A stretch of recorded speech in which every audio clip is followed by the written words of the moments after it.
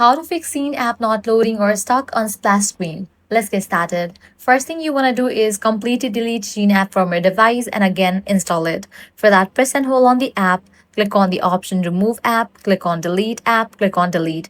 Then launch your Play Store or App Store, search for the app Shein. Once app appears, download it. This might fix your issue. Next thing you want to do is force stop, clear cache and data. For that, you can launch the Shein app.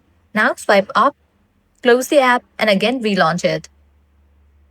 To clear cache and data, launch your Settings app.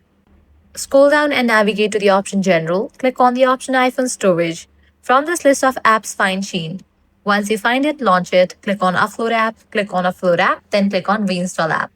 Next thing you want to do is restart with no network. Switch off Wi-Fi and mobile data.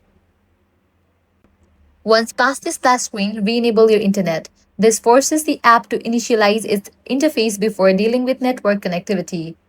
Next, ensure you are on stable network. Launch Settings.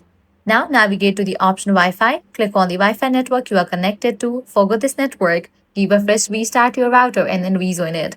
Also, you can switch between network, Wi-Fi and cellular data. Likewise, update your device software. For that, click on the option General. Click on Software Update. If any updates are available, just update it. And that's it. With these, you'll be good to go. And that's it. Following these steps, you can fix Shein app not loading or stuck on splash screen. If this guide helped you out, do not forget to like, share, and subscribe.